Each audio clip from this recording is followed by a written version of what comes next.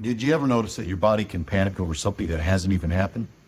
For all of us who have struggled with anxiety, it all starts with a symptom.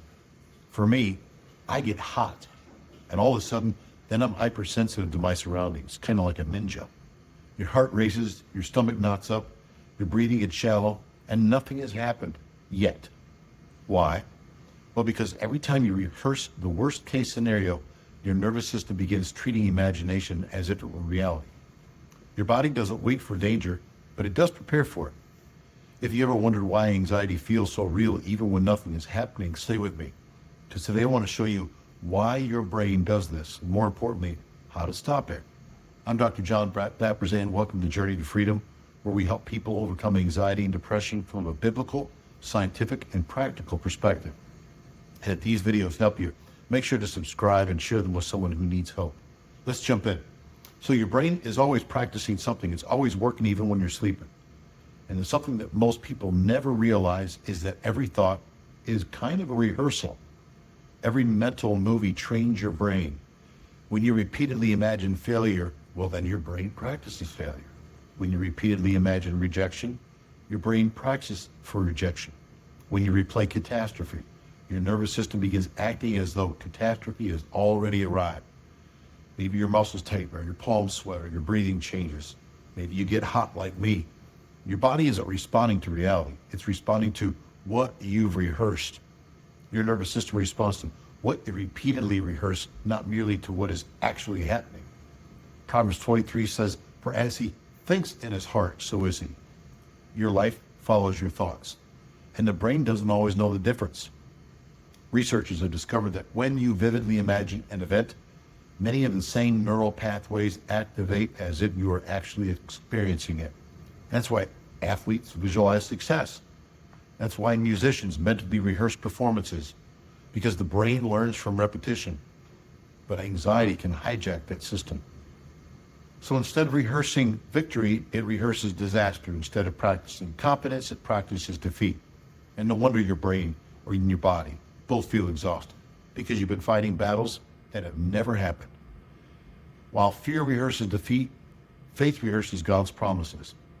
So let's talk about the prison of tomorrow. Because a lot of anxious people aren't trapped by today, they're trapped by tomorrow. What if I lose my job? What if I have another panic attack? What if my health gets worse? What if this world is crazy? What if? And eventually, you're not living in the present. You're imprisoned inside a future that hasn't even arrived yet. Jesus addressed this directly when he said, "Take therefore no thought for the morrow." Don't worry about tomorrow, because God gives grace for today. Fear demands strength for tomorrow, while anxiety steals today's peace by borrowing tomorrow's problems. But exposure can defeat fear. And here's where most people get stuck. They think, I'll act once I feel brave. That's backwards. Courage doesn't come before action. Courage comes because of action. So imagine you're standing beside an icy swimming pool. Well, you can stare at it. You can analyze it. You can research it. You can think about it. You can pray about it. You can come back tomorrow and it's still cold. Or you can just jump in. Now, there's going to be a shock, but within seconds, your body adapts and your mind discovers, I survived, and they say get out. But that's exposure. And every time you face what you feared instead of running, your brain rewrites the story. Fear grows through avoidance. Freedom grows through exposure. Psychologists have known this for decades. One of the most effective treatments for anxiety disorders is gradual exposure. Not because fear disappears, but because your brain learns that you're safe. So let's rewrite the battlefield. The greatest battlefield isn't around me. It's inside of me. And the same with you. Paul said, "For though we walk in the flesh, we do not war after the flesh, casting down imaginations and every high thing that exalts itself against the knowledge of God." Notice the word imaginations. Paul understood the battle starts right here in your thoughts. Not every thought deserves your agreement. Not every fear deserves your attention. Not every feeling deserves your obedience. The battlefield isn't your circumstances. The battlefield is your imagination. So what do you rehearse? Every day, you're rehearsing something. Is it failure or is it faith? Is it defeat or is it deliverance? Is it panic or is it peace?